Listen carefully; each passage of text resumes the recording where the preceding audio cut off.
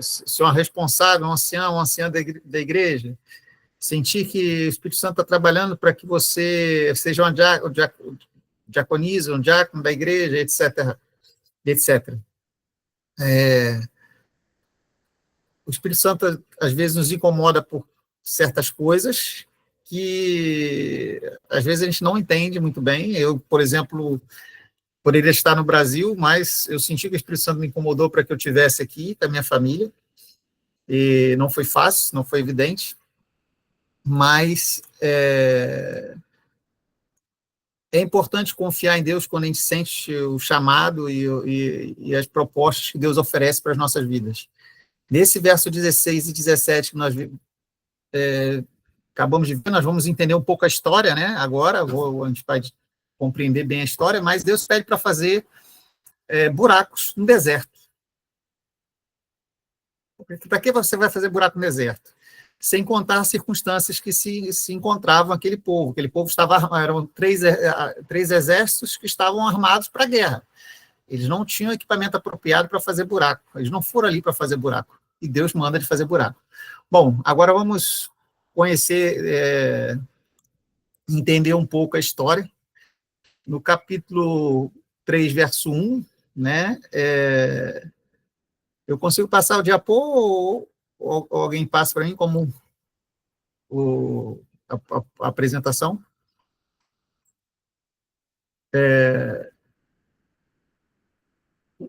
O Deus que trabalha no deserto, né, é o tema que eu separei.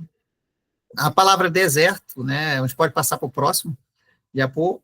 A palavra deserto significa midbar em hebraico, né? O primeiro Mzinho é o mem, né? Ele se escreve ao contrário, é o M de midbar. O M significa local, ou lugar. Dabar significa palavra. Então, deserto em hebraico significa lugar da palavra. No deserto, a gente não tem muito movimento, né? Poucas pessoas gostariam de estar ali, mas é um local que é propício também para você compreender bem e estar atento ao que o outro está falando, mesmo que não sei se foi esse o verdadeiro desejo do autor ao criar essa palavra midbar. Mas a realidade é que, no momento de dificuldade, no momento de sofrimento da nossa vida, nós estamos mais dispostos a escutar e a estar atento às palavras de Deus. E foi o que aconteceu nesse caso que nós vemos aí. Você pode passar para mim, Diapo, por favor? No primeiro verso, fala de Jorão, né, o filho de Acabe. Vocês conhecem bem a história de Acabe, conhece Acabe, que se casou com Jezabel, que trouxe a adoração aos ídolos de Baal, né, que foi um conflito com Elias. E Eliseu acabou, nesse momento aí, o capítulo 3, é um momento que Elias acabou de subir aos céus, e Eliseu agora é o profeta, né, na região de Israel. E o Jorão, né, que é o segundo filho de Acabe, o primeiro filho de Acabe, Acasias, ele assumiu o reino, mas 2 anos depois ele morreu. E Jorão, que é o rei de Israel, ou que a capital é Samaria, assumiu o trono. Nesse momento que ele assume o trono, o rei Messar, o rei de Moabe, vocês estão conseguindo ver o mapa, não sei se vocês conseguem ver minha setinha no mapa, mas vocês estão conseguindo ver onde é que é Moabe, Edom, Judá e Israel, não? Sim, estamos. Sim. Okay. Então, Israel, a parte de cima, azul, era o Jorão, né, que era o filho de Acabe, que estava reinando, tinha acabado de assumir. Em Judá, os reinos foram divididos, foi depois da época do reino, foram divididos na época do filho de Salomão, Jeroboão e Roboão. E aí ficou a parte de cima azul, o rei do norte, e a parte de baixo, o reinado do sul. e aí chamaram a parte de cima de azul de Israel, né? A Bíblia chama constantemente de Israel, e a parte do reinado do sul eles chamam de o reinado de Judá, que a capital é Jerusalém. E em Jerusalém, em Judá, né, reinava Josafá. Josafá, ele tinha ido à guerra com Acabe, e Acabe morreu nessa guerra, um pouco antes dessa história aqui. E aí a gente vem aqui, esses dois, o rei de Acabe,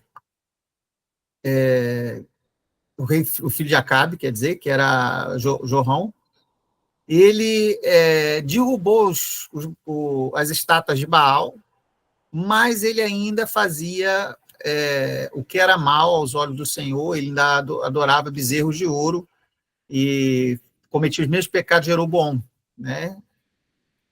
Mas Josafá, ele procurava fazer a vontade de Deus, né? E buscava Deus, consultava Deus de vez em quando. E o rei de Israel, a gente vai ver aqui no verso 4, o rei de Israel, Jorão, ele teve um problema de falta de pagamento de imposto, né, do rei de Moabe, e o rei de Moabe se rebelou contra o rei de Israel e falou, não vou pagar mais imposto, teu pai me cobrava imposto, Acabe, mas eu não vou te pagar mais imposto. E o imposto era de 100 mil cordeiros e 100 mil carneiros com a lã. E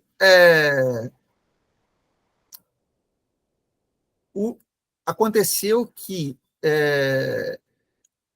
ele queria fazer guerra contra Moabe, mas ele não queria ir sozinho. Então, Jorão chamou Josafá e pediu para ir com ele. No verso 7, eu não sei se vocês gostariam de ler, para que eu não ficasse lendo, não ficasse falando sozinho. Se alguém pudesse ler o verso 7 para mim, 2 Reis, capítulo 3, verso 7.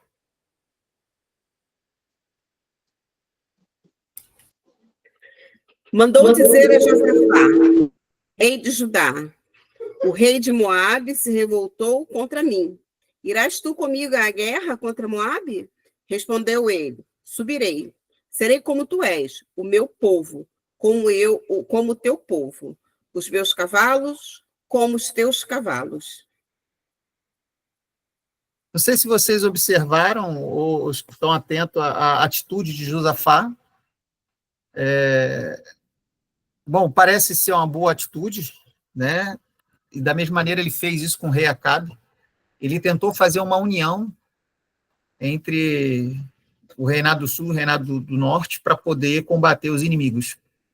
E eles fizeram isso contra a Síria anteriormente e não deu certo. E agora ele toma essa decisão de novo. Mas eu queria parar para refletir um pouco com vocês que, ao menos do meu ponto, da maneira como eu enxergo as escrituras, não foi uma atitude refletida, não foi uma atitude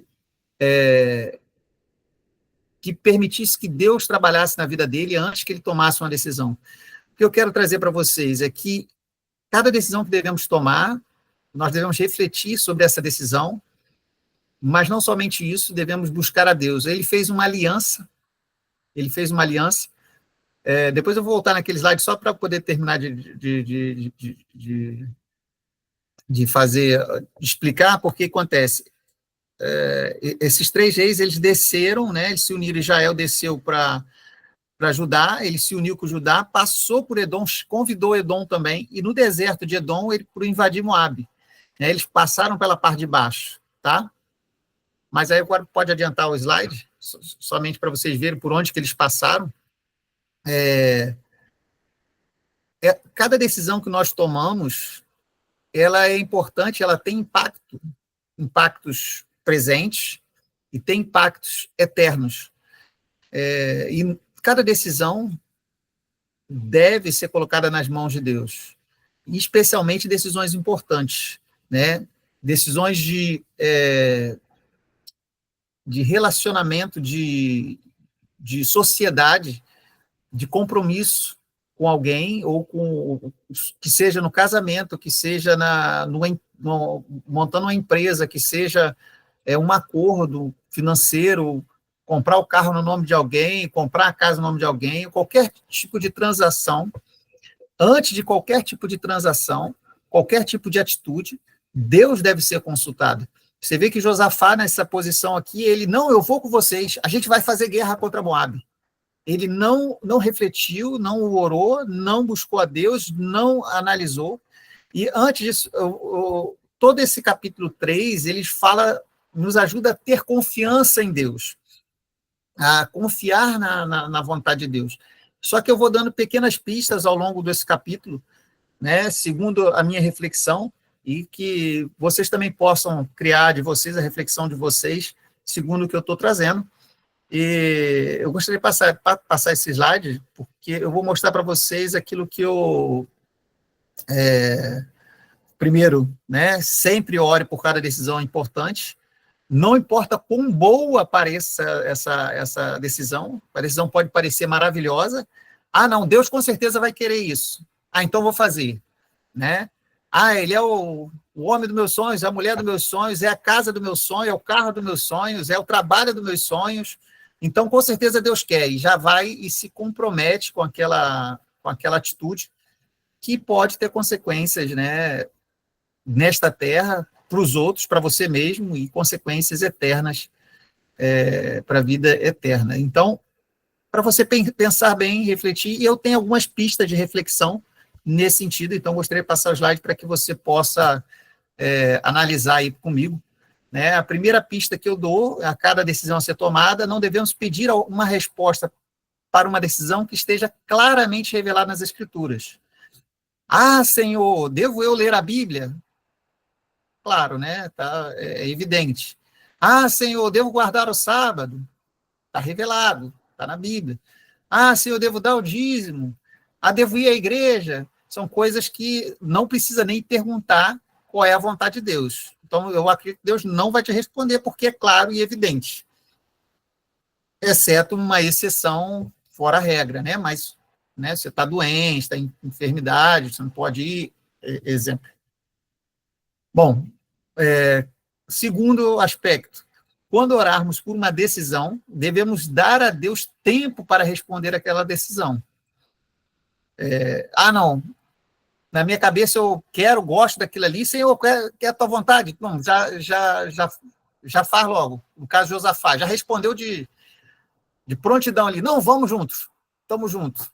Porque ele acreditava que era uma boa coisa, era um bom acordo, né? Se unir os dois reinos. Eu acho que cada decisão, principalmente decisões importantes, se a pessoa está te pressionando para tomar uma decisão rápida, normalmente, não é um bom negócio. Se é um bom negócio, a pessoa vai te dar um tempo para que você tome uma decisão refletida. Então, que seja 2 dias, 3 dias, né?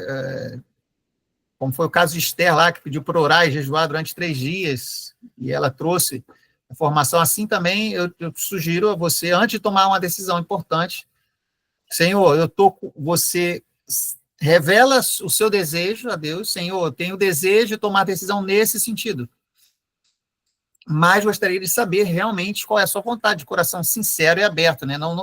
Se você for hipócrita, não vai adiantar. Se você falar, mas se você já sabe qual é a decisão que você vai tomar, Deus também não vai te responder, porque você já sabe a decisão que você vai tomar, então você não está sendo coração sincero. Senhor, eu gostaria de tomar decisão nesse sentido, mas eu gostaria de saber qual é a sua vontade, que o Senhor me desse sabedoria e forças para fazer a sua vontade. E durante 3 dias eu vou estar orando, esperando a sua resposta. Depois do 3º dia eu vou tomar a decisão. Ou 4 dias, 5 dias, ou depende se você tiver mais tempo para orar, não sei. Você tome um tempo, determine um tempo, e você ore nesse propósito, nesse sentido. Terceiro aspecto, esteja atento à voz de Deus. Leia sobre o assunto e obtenha informações de pessoas qualificadas. Ou seja, teve uma história de pessoas aqui que queriam se mudar para uma determinada região, falou assim, eu quero me mudar, começou a orar para mudar, E aí, chegando naquele local, ela quase fez negócio, mas ela resolveu perguntar a algumas imobiliárias da região, e nessa imobiliária falou, não, essa região não é bom de comprar porque tem inundação todo ano. Então, se você comprar seus móveis, eles vão encher d'água. E aí ela tomou a decisão de não comprar, sabiamente, e comprou em outro lugar. Ou seja, procure pessoas qualificadas naquilo que você vai tomar a decisão. Se for uma coisa espiritual, procure o pastor, os anciões da igreja, alguém, se for o diácono, se for uma coisa material, quero comprar uma casa, quero alugar uma casa, quero me mudar, quero comprar um carro, procure pessoas capacitadas no ramo, né, que tenham conhecimento para te facilitar a tomar a decisão sábia. Né? Se for no meio matrimonial, que você procure informações com pessoas capacitadas na área, e etc. Né? O Provérbios 15, 22, os planos fracassam quando você faz as coisas deliberadas sem refletir e rápida. Mas são bem-sucedidos que há muitos conselhos, né? Sabedoria o sábio. Então, você vai pegar várias opiniões para tomar a sua própria decisão. E vai colocar aquela decisão nas mãos de Deus. A quarta questão, eu falo essas proposições, é coisa que eu faço para a minha vida pessoal, então eu estou compartilhando com vocês aquilo que eu acho que é coerente segundo a palavra de Deus e segundo as decisões que eu tomo de maneira pessoal. E o quarto item, né, depois que o prazo termina, tome sua decisão, mas ore e revele sua decisão a Deus. Esse item também é importante. Não, eu falei que 3 dias ia tomar a decisão, aí no terceiro dia eu vou lá e tomei a decisão e não oro mais. Não, para mim essa decisão é até mais importante do que a primeira, embora a primeira também é importante, você determinar um prazo com Deus para sua tomar a decisão, mas quando você tomar a decisão, você também revelar a Deus, mesmo que ele conhece todas as coisas, ele sabe todas as coisas, mas você abre seu coração a ele e fala, Senhor, essa é a minha decisão final, eu tomei a decisão baseada nisso, né? E a partir de amanhã, e aí, se Deus não respondeu, se ele estava em silêncio, se você tomou de maneira consciente na multidão de conselhos que você teve, vai em frente, porque Deus também nos deu o raciocínio, o intelecto para utilizar de maneira sábia, né? Então, certas coisas ele nos guia através da nossa própria consciência. Então, uma dica que eu dou segundo o que eu vivo, e o segundo que eu acho que é importante vocês viverem na vida pessoal de vocês. Bom, próximo passo que a gente vê também nessa história, você pode passar o slide para mim, por favor? O verso 8 e o verso 9, alguém pode ler para mim, o verso 8 e o verso 9? Então perguntou Jorão, por que caminho subiremos? Respondeu ele, pelo caminho do deserto de Edom. Partiram o rei de Israel, o rei de Judá e o rei de Edom. Após 7 dias de marcha, não havia água para o exército e para o gado que os seguiam. Então, pode ler o verso 10 para mim, por favor? Que eu acho que eu esqueci de incluir o verso 10. Então disse o rei de Israel, o Senhor chamou a estes 3 reis para os entregar nas mãos de Moabe. Você viu a atitude do rei de Israel? Vocês observaram a atitude dele? Os 3 desceram, ele que incentivou, ele que motivou o rei Josafá e motivou o rei de Edom para poder ir para a guerra. Ou seja, ele motivou e não planejou, né? Porque se você vai fazer uma travessia do deserto, você não preparou a água suficiente, nem o suprimento necessário para atravessar com a tropa, atravessar com 3 exércitos o deserto. Então, ele não preparou, não planejou, não organizou, fez as coisas no impulso, na raiva, porque o rei de Moabe não pagou os impostos, e no meio do deserto ele se deu conta que depois de 7 dias não tinha água. E qual é a atitude dele? O que vocês acham? Eu gostaria da opinião de vocês agora, que vocês pudessem abrir o microfone e me responder. o que é real na história na descrição do rei de Israel, o que é real e o que é imaginário na sua descrição.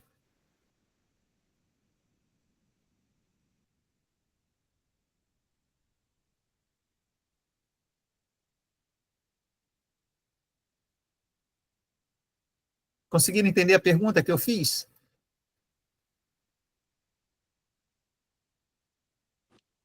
Faz de novo, Rodrigo. O rei de Israel, Jorão, ele, do verso 9 ao verso 10, ele relatou algumas coisas, né? E andaram com eu vou ler, né? E andaram rodeando com a marcha de 7 dias, e não havia água para o exército, nem para o gado que os seguia. Então disse o rei de Israel: o Senhor chamou esses 3 reis para entregá-los nas mãos dos moabitas.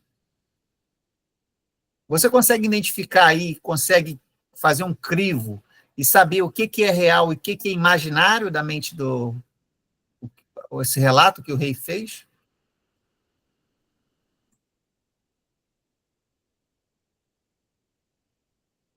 Eu posso responder errado, mas eu vou responder mesmo assim. Eu acho que é o relato do que o Senhor chamou a estes 3 reis para os entregar nas mãos do Moabita. Esse relato é o quê? É ilusório. Exatamente. O que acontece? Muitas das vezes exatamente isso, muitas das vezes nós confundimos o que é real e acrescentamos coisas ilusórias e normalmente negativas. Às vezes são positivas demais, que também não é bom, mas eu não vou entrar nesse aspecto, mas acrescentamos coisas negativas e que não são reais. O fato é que eles estavam 7 dias caminhando e não tinham água. Esse é um fato. Ponto.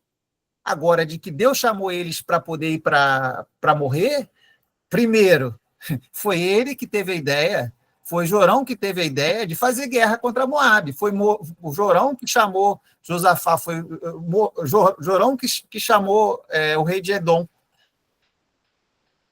Não foi Deus que chamou eles para morrer. Foi ele que se meteu na enrascada, foi ele. Então, primeiro que ele joga a culpa em outro, joga a culpa em Deus, e às vezes acontece comigo, eu estou passando por isso porque Deus quis assim. Às vezes foi decisão que você tomou. Às vezes Deus permite certas coisas na nossa vida, sim, mas muitas das vezes são decisões que nós tomamos. Nós sofremos as consequências dos nossos próprios atos. Primeiro aspecto é esse, e segundo aspecto, quem disse que Deus tinha chamado esses 3 reis para morrer? Ninguém disse em lugar nenhum. Ele criou um negativo na mente dele, de maneira exagerada, e aquilo ali estava arruinando a vida dele pessoal, e como ele líder responsável de um grupo, ele estava carregando esse fardo e esse problema para o grupo inteiro. Entendeu? Eu quero que vocês reflitam na vida de vocês e aprendam a encarar o problema, as dificuldades, e ver o que é real, ver o que se pode ser feito, o que você pode ser feito, e enxergar que existe um Deus que soluciona problemas, um Deus que guia as coisas. Nós vamos ter que colocar nossas vidas nas mãos de Deus, e, Senhor, eu estou com esse problema, mas o problema, você relatar a Deus o problema real. O problema real, narrar o problema real. Porque, às vezes, na nossa mente, no nosso cérebro, nós criamos monstros gigantes que não existem. Que não existem. São demônios que não existem. Existe o problema, existe a dificuldade, e às vezes nós criamos algo monstruoso que nos arrasta para baixo, que nos afunda e que nos deixa pior do que da situação que nós estamos. Tá bom? Então, esse rei... Uma supervalorização de problemas, né? Você aumenta aquele problema que você tem 10 vezes mais. Você supervaloriza aquele problema. Exatamente. Não só valorizar, mas exagerar esse problema vai causar isso, e você cria monstros futurísticos que não existem. E é isso, você carrega uma ansiedade, um sofrimento que muitas das vezes não se realiza na sua vida. Você sofreu antecipadamente coisas que você não precisava ter sofrido. E você se autodestrói com isso. Tá? Então, o que acontece? Felizmente, ele chamou um amigo que tinha um bom relacionamento com Deus. Josafá, mais ou menos, né? Porque ele também aceitou um convite sem buscar a Deus, sem saber o conhecimento de Deus, mas ele... Qual é a resposta de Deus no verso 11? Pode passar o slide para mim, por favor? Alguém pode ler o verso 11? Perguntou, porém, Josafá: não há aqui algum profeta do Senhor para que consultemos o Senhor por ele? Respondeu um dos servos do rei de Israel: aqui está Eliseu, filho de Safate, que deitava água sobre as mãos de Elias. Bom, Eliseu não estava muito longe dali, possivelmente ele deve ter ido com um cavalo próximo ali à região para poder buscar o profeta. E o profeta, foi a primeira intervenção do profeta Eliseu, depois que o profeta Elias ascendeu aos céus. E Josafá, você vê o cenário, um homem que, desesperado, angustiado, sofrendo por um problema que não existe, e culpando a Deus por esse problema que ele mesmo criou, né? O problema real que ele criou, e sofrendo por um problema ainda maior que não existe. E Josafá, um homem de Deus, e ele fala assim: você já leu a Bíblia? Você já buscou a Deus? Você já orou? Tem algum homem de Deus que a gente possa consultar?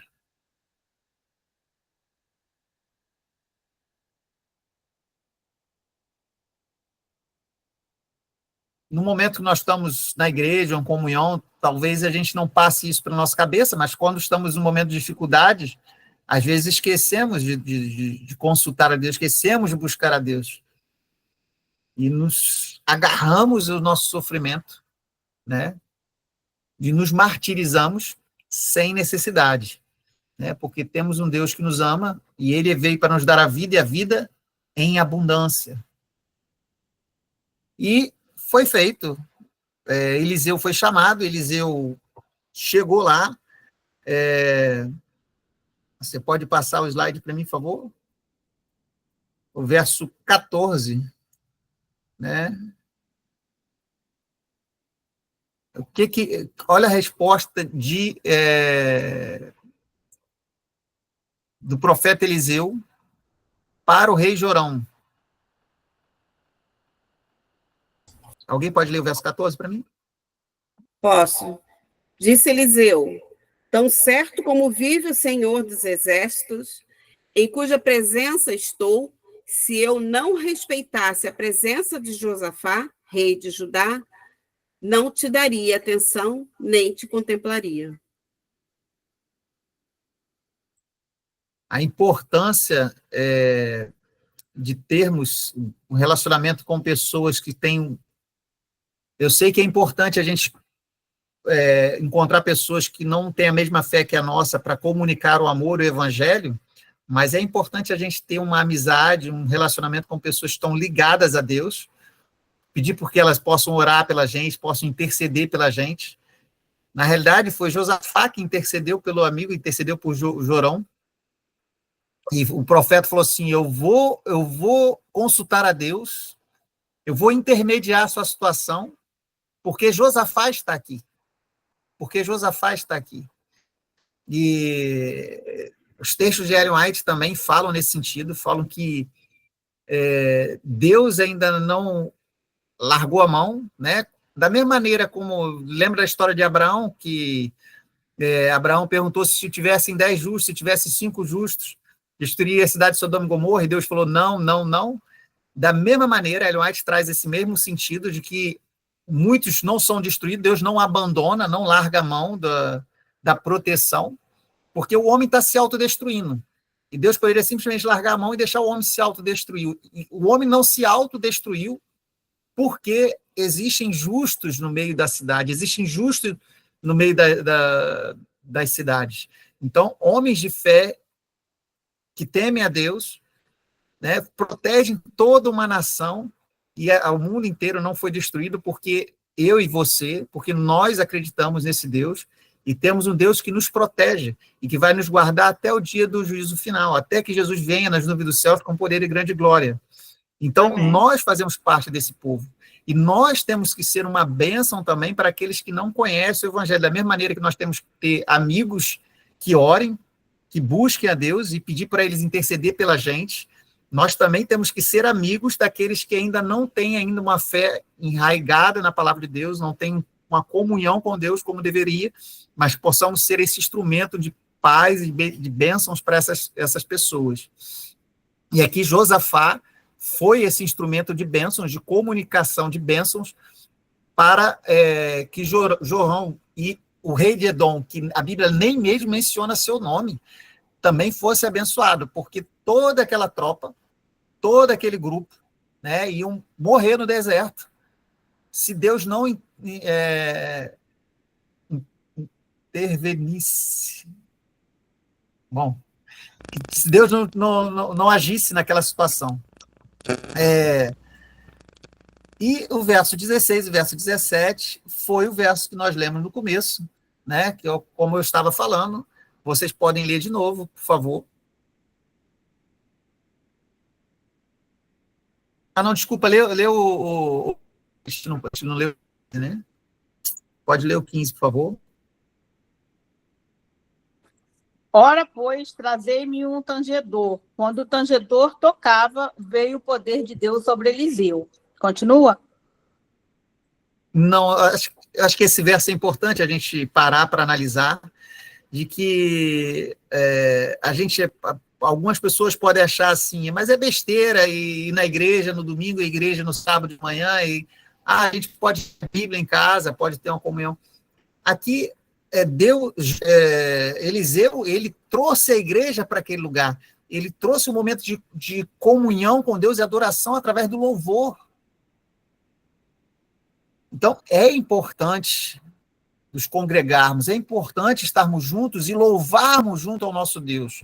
E a música é importante para nos aproximarmos de Deus e fazer com que o céu se aproxime da gente. Você observa o verso 5, e sucedeu que, tocando o músico, veio sobre ele a mão do Senhor.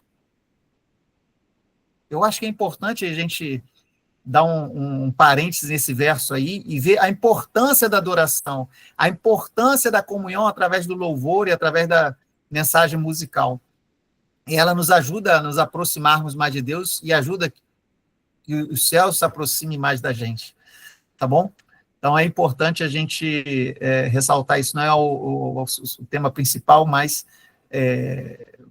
gostaria de destacar isso também. O verso 16 e 17 são um verso que nós lemos no começo, né, que eu gostaria que vocês lessem e observassem essa cena que está aí Imagine essa cena, imagine Deus dando essa ordem. Alguém poderia ler o verso 16 e 17? Eu leio. Este disse: assim diz o Senhor, fazei neste vale covas e covas, porque assim diz o Senhor, não sentireis vento, nem vereis chuva. Todavia este vale se encherá de tanta água que bebereis vós, e o vosso gado, e os vossos animais. Bom, agora eu volto a afirmar aquilo que eu falei lá no começo lá. Imagine você junta um grupo, são 3 exércitos armados, preparados com espadas, escudos e armas próprias da época, né? E você chega num deserto sem água e acontece a situação, um profeta de Deus se levanta e fala assim, você vai cavar buraco aí, nessa imagem que você está vendo aí, você vai cavar buraco aí. Como é que você vai cavar com espada? Como é que você vai cavar com escudo? Talvez com o escudo seria até mais fácil, né? Cavar com a mão, talvez. Eu não sei você, mas quando eu olho essa cena, parece uma cena muito bizarra, uma cena muito estranha. Para que eu vou cavar buraco? Qual é o sentido disso? Qual é o objetivo disso? Não sei se vocês pararam para pensar nisso, mas qual é o sentido disso? E hoje muitos de nós nos questionamos, existem muitos críticos da Bíblia, e muitas coisas se criticam, falam, mas qual é o sentido daquilo? Por que está escrito isso? E às vezes quer fazer críticas em coisas que não tem nada a ver, às vezes, não tem nada a ver, são até exageradas, coisas que não tem nada a ver. Mas aí eu quero trazer a vocês a importância da confiança na palavra de Deus. Os pensamentos de Deus são mais altos do que os nossos. Os olhos de Deus são mais altos do que os nossos. Ele enxerga coisas que nós não enxergamos. Ele vê coisas que nós não vemos. Nossa mente é muito finita. Dizem os especialistas aí que a mente, hoje em dia, ela utiliza que 4 a 6%, 7% do cérebro, de toda a massa cefálica. Mesmo se nós usássemos 100%, ainda seríamos muito, muito inferior ao raciocínio e ao conhecimento e à bagagem que Deus tem. O problema é que os seres humanos, querem enquadrar Deus. Enquadrar Deus. Os teólogos, querem enquadrar Deus. Eu me coloco no meio, às vezes, quero assim, não, Deus é assim, assim, assim, assado. Ele determina assim, assim, assado. E querem enquadrar Deus numa caixinha, num modelo. E explicar como é que é Deus. Como você vai explicar um Deus infinito, um Deus poderoso? Você não tem palavras para descrever a sabedoria, o poder e a magnitude de Deus. Não tem coisa que explique. Agora, quando ele pede, nós devemos confiar. Pouco importa o que ele pede para a gente. Se é estranho, se é anormal. E a gente vê coisas que Deus pediu que a gente não compreende muito bem. Pessoas que serviram a Deus, eram eunucos, o outro casou com o rei da Síria, que foi Esteco, um profeta que Deus pediu para casar com uma prostituta, que foi Oséias, e etc, etc, etc. Tem coisas que, assim, que a gente não compreende e que Deus pede que às vezes não compreende. Então, às vezes Deus está te pedindo alguma coisa que você fala assim, não, eu jamais serei líder de jovens, eu jamais serei um ancião de igreja, eu jamais serei, eu jamais farei tal coisa ou tal coisa. Se Deus está te pedindo, você tem que confiar nele e avançar. E aí, quando Deus pede ali a Josafá, a Jorão e o rei de Edom para cavar buraco aí, com espada, eles poderiam recusar e falar assim, isso é um absurdo, isso aí não... Mas eles já tinham ouvido falar da fama de Elias. E eles tiveram consciência de que Eliseu o servia. E eles não questionaram. Impressionante. Mesmo na sua maioria, pessoas sem essa fé em Deus, eles não questionaram. Lembrei do centurião também, de Jesus, poderia achar tamanha fé, porque ele falou para curar seu servo sem precisar ir na sua casa, lembrei dele também, que para mim não é o servo, é o filho, está em João 4, mas bom. Aí Deus também pede certas coisas que às vezes nós que estamos dentro da palavra, em comunhão com Deus, às vezes temos mais dificuldade de aceitar e de compreender do que uma pessoa que às vezes está do lado de fora. Eu tenho um pouco de dificuldade com isso, porque eu tenho encontrado algumas pessoas, tenho conversado com algumas pessoas que têm um certo período de caminhada cristã, que tem deparado com a dificuldade da fé e do relacionamento com Deus, dessa falta de confiança. Enquanto eu tenho encontrado com pessoas que não vivem essa comunhão, não vivem essa relação, e tem mais fé, e foi o que aconteceu, que eu vi que aconteceu aí nesse cenário. E eles cavaram buraco com espada, cavaram buraco com escudo, com a mão, não sei como é que eles cavaram, eu sei que eles cavaram buraco, porque o texto fala para a gente que eles cavaram buraco. Mas Deus falou assim, no verso 18, né? Alguém poderia ler o verso 18 para mim?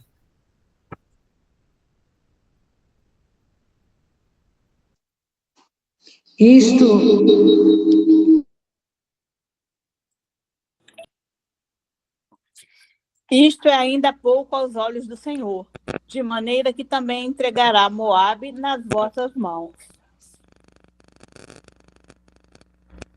Isso aí foi a voz de Deus mesmo, né, falando ali. Verdade. Bom, Deus falou assim, ainda é pouco. Às vezes você está me pedindo alguma coisa, calma, eu vou te dar ainda mais, porque eu vim para te dar vida em abundância. Isso aí que você está pedindo, que você está desesperado, não é nenhum problema para mim, não. Isso aí é normal. Mas eu vou te dar ainda mais coisa. Porque você me buscou, porque você procurou a minha face, porque você se inclinou na minha direção, porque você procurou um servo meu para me aproximar mais de você. Então eu vou te dar não só a água que vocês precisam, mas ainda vou te dar ainda mais. Né? No caso ali, ele entregou os moabitas, né? Ou seja, deu a vida a eles, a proteção a eles. E quando a gente vê o final da história, né? Pode passar o próximo slide, por favor? O verso 20, né? Alguém pode ler para mim o verso 20? Eu vou ler.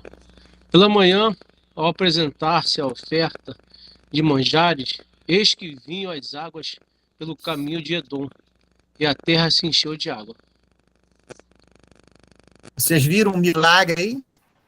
A bênção, né? Eu lembrei do verso de João 7, verso 37, 38 também, diz, se alguém tem sede, venha a mim e beba. Quem crê em mim, como diz a Escritura, rios de água viva correrão do seu ventre. Ou seja, Deus está te convidando para ter essa confiança, mesmo que pareça difícil, mesmo que você esteja no deserto, 7 dias sem comer, que você cave poços, que você tenha fé, você faça as coisas que pareçam difíceis, né? Porque imagina o povo no deserto, com a temperatura elevada, cavar buraco, não é evidente, não é simples de fazer. Mesmo que seja difícil, faça o que tem que ser feito, faça o que Deus pediu, e que Ele prometeu, Ele vai derramar bênçãos e bênçãos sem medidas. Ele vai fazer com que a água da vida, que é Jesus Cristo, possa entrar em seu coração e jorrar de água, como a dama samaritana, né, que estava no poço, e Jesus pediu água e falou assim, se você soubesse com quem você está falando, você pediria água e faria a água jorrar, uma água viva. É essa água que Cristo oferece. Água viva que faz jorrar na nossa vida, que Deus oferece para mim e para você. Basta que tenhamos confiança, temos fé, ter nossa parte a fazer. Não foi simples para o povo cavar buraco no deserto, não foi fácil cavar buraco no deserto, não foi fácil fazer a sua parte, mas eles fizeram e Deus enviou a água, e se eles não tivessem cavado o buraco, a água não ficaria ali. A água passaria direto e secaria de novo e não teria água para que eles pudessem beber. E eles supriram as necessidades deles, foram uma fonte de água viva para eles, e aquilo ali deu energia para que eles pudessem continuar a caminhada. Assim como a palavra de Deus hoje é uma energia, uma fonte vivificante para que a gente possa crescer física, mental e espiritualmente. A palavra de Deus, ela nos ajuda em todas as áreas da nossa vida. embora a gente tenha essa preocupação espiritual, mas ela nos ajuda também no nosso estado emocional, também nos ajuda no nosso estado físico, porque uma coisa afeta a outra, e também nos ajuda, né, no nosso estado, no nosso intelecto, que ela nos ajuda a desenvolver o nosso intelecto também. E, para finalizar, o verso 21 até o verso 24, o que aconteceu lá do verso 21 ao 24? Alguém poderia ler para mim o verso 21 ao 24? Eu leio. Ouvindo, pois, todos os moabitas que os reis tinham subido para pelejar contra eles, todos os que cingiam cinto, desde o mais novo até o mais velho, foram convocados e postos nas fronteiras. Levantando-se de madrugada, e saindo o sol sobre as águas, viram os moabitas de fronte deles, e as águas vermelhas como sangue. E disseram: isto é sangue. Certamente os reis se destruíram e se mataram um ao outro. Agora, pois, a presa, ó Moabe. Porém, chegando eles ao arraial de Israel, os israelitas se levantaram e feriram os moabitas, os quais fugiram diante deles. Entraram os israelitas na terra e também aí feriram aos moabitas. Até quando? Até qual versículo? Não, tá bom, até o 24. Tá. E aí a gente vê a resposta de Deus assim, ó, cuidei de vocês, dei a água, mas eu ainda te dei ainda mais, né? Os moabitas, eles tinham práticas, às vezes a gente tem algum questionamento, né? E muitas pessoas falam, né? A Bíblia fala, motiva ou ensina massacre, né? Mas assim, a gente vê que Deus, primeiro eles clamaram a Deus e Deus atendeu a resposta, mas aqui também a gente vê que os moabitas eles tinham a prática de sacrificar os seus primogênitos. Inclusive, depois dessa cena, vocês podem continuar lendo no próximo capítulo, o rei de Moabe, Messá, ele sacrifica o seu próprio filho, né? E era uma prática deles. Então, a maneira de Deus intervir para acabar com certas práticas que poderiam estar durando até hoje, né? Então, Deus ele não está satisfeito com certas atitudes dos seres humanos, algumas ele permite, né, por um período de tempo, mas Deus também é um Deus que dá limites ao ser humano. Quando ele vê que não tem jeito, ele intervém. Ele intervém, às vezes ele utiliza, né, a própria mão humana, ou não, às vezes, como aconteceu em alguns casos bíblicos, eles foram anjos, que no caso do povo egípcio, quando o povo de Israel saiu, foi anjo, e outros mais assim, contra os assírios e outros mais. Então, às vezes, a intervenção através utilizando seres humanos, às vezes a intervenção utilizando agentes externos. Mas o que eu quero dizer aqui é que, na cena, os moabitas, eles acordaram de manhã, viram o rio, né? Se você observa a cena aí da foto que eu coloquei, e ele vira um rio vermelho. Mas, na verdade, esse rio vermelho era um reflexo do sol, e com esse reflexo do sol, eles disseram, o rei de Israel, o rei de Judá e o rei de Edom, eles se lutaram entre si, eles se mataram, e por isso que a água está vermelha, o sangue deles estão vindo até aqui. Então, vamos lá pegar o despojo, vamos lá pegar o resto da guerra, né, porque eles faziam isso, e foram lá tranquilos, com as mãos livres, né, sem estar preparados para a guerra. Os moabitas foram pegos de surpresa, porque os 3 reis não tinham se matado entre si, pelo contrário, eles tinham se unido ainda mais em prol do milagre que eles tinham acabado de viver, na esperança do profeta, guiado por um profeta de Deus. E essa outra lição que eu quero trazer para a gente, que essas experiências que nós possamos estar vivendo, né, possam nos unir ainda mais, e unir-nos em Cristo, para que um dia possamos obter a vitória, e a vitória final, eternamente ao seu lado, e ver com ele eternamente, né, vencer definitivamente o mal, e estar pronto né, para quando ele voltar nas nuvens dos céus de poder e grande glória. Nós temos visto muitas coisas acontecerem nesses últimos dias, né, e é evidente que o cenário para a volta de Jesus Cristo já está pronto, né? Você já deve ter ouvido falar bastante da lei Magnitsky aí, né, que é a lei que controla os setores financeiros. A Bíblia já falava de um controle e um controle financeiro, né, em Apocalipse 13, e hoje nós temos todo o cenário pronto. Além disso, temos outros cenários também prontos, preparados ainda para os últimos acontecimentos da história dessa terra e a volta de Jesus Cristo. Então, devemos estar preparados, devemos estar unidos e unidos em Cristo. Devemos nos preparar para esse grande e glorioso dia, porque não vai demorar muito, né? O Senhor virá na nuvem dos céus com poder e grande glória. E devemos confiar nele, mesmo que ele peçam coisas que estranhas, pareçam anormais, pareçam fora do comum.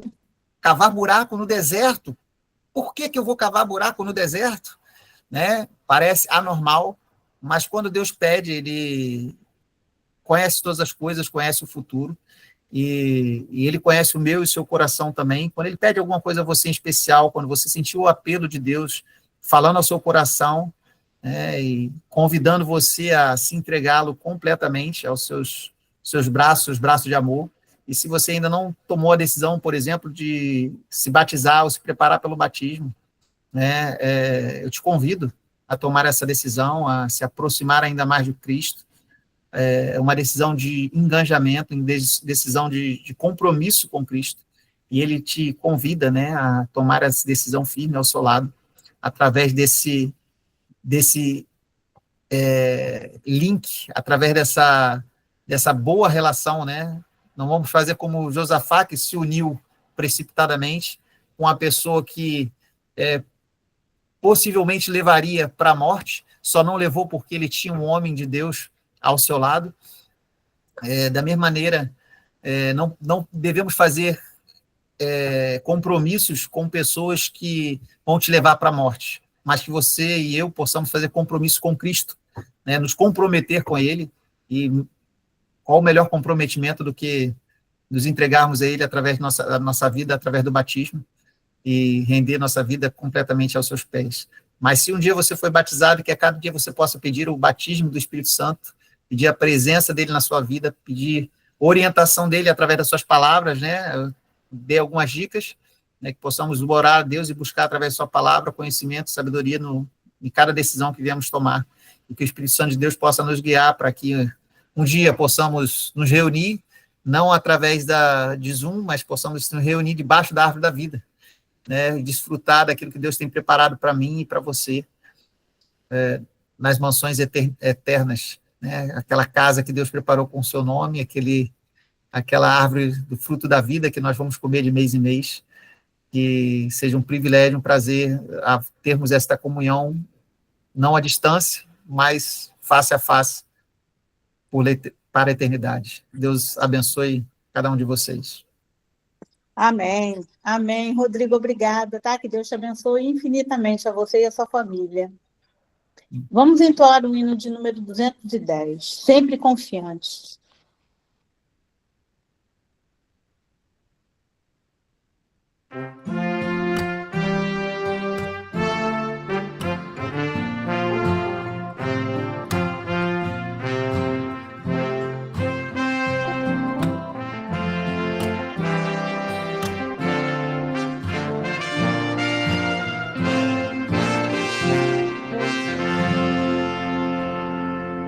Quando a minha esperança acabar, quando o sol pra mim não brilhar, eu só preciso a Jesus recorrer, pois dele me vem o poder. Em Deus vou sempre confiante, vou avante pra vencer. Em Deus vou sempre confiante, vou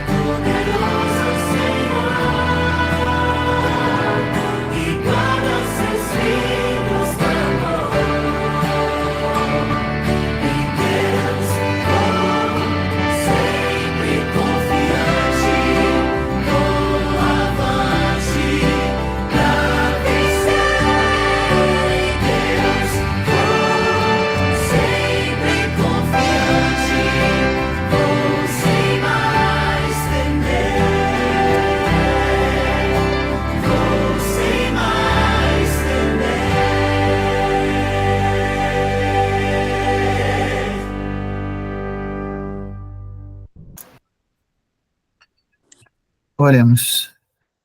Nosso Deus e nosso Pai, Criador dos céus, da terra, do mar e das fontes das águas. O Senhor é sábio demais para errar. Nós somos frágeis, Senhor, somos limitados, e ainda assim queremos ser mais sábios que o Senhor.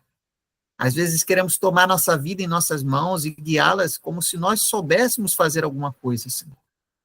Mas o que acontece dia após dia é que sofremos as consequências dos nossos próprios atos, porque tomamos decisões precipitadas, porque fazemos muitas das vezes aquilo que não te agrada, Senhor, aquilo que não te dá prazer. E nós mesmos acabamos sofrendo e fazendo que outros ao nosso redor também sofram. Pedimos perdão, Senhor, por esses erros, por essas faltas, por essas decisões tomadas de maneira precipitada e sem refletir muito.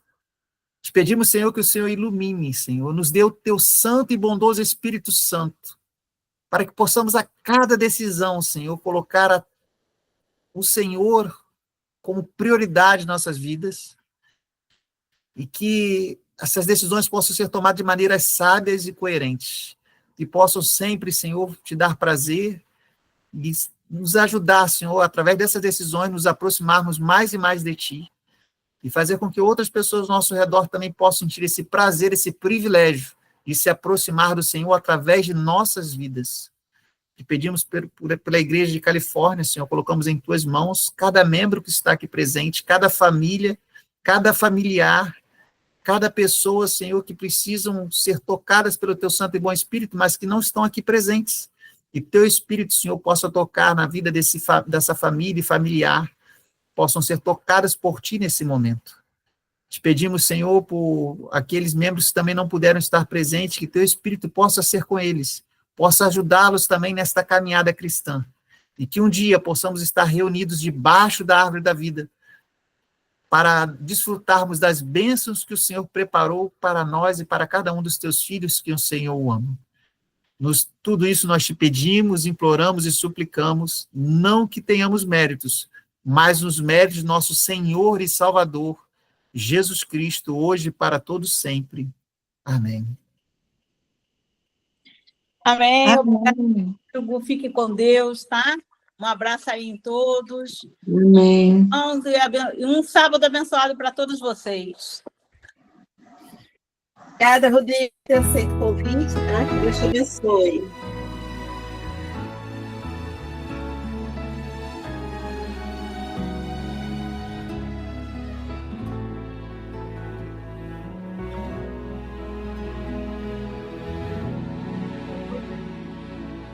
Amém aí.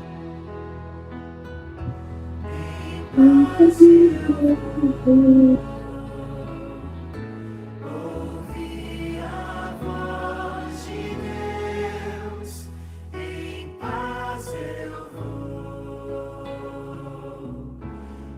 Estou feliz, achei abrigo em sua casa, em paz.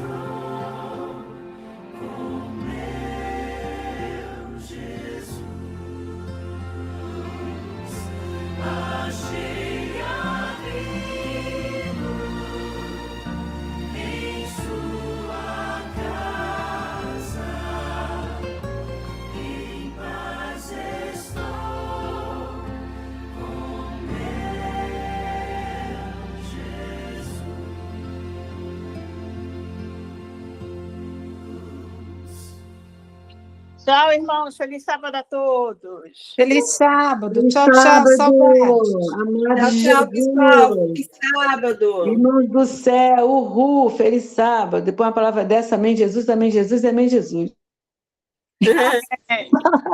Amém. Amo vocês, Jesus infinitamente mais. Rodrigo.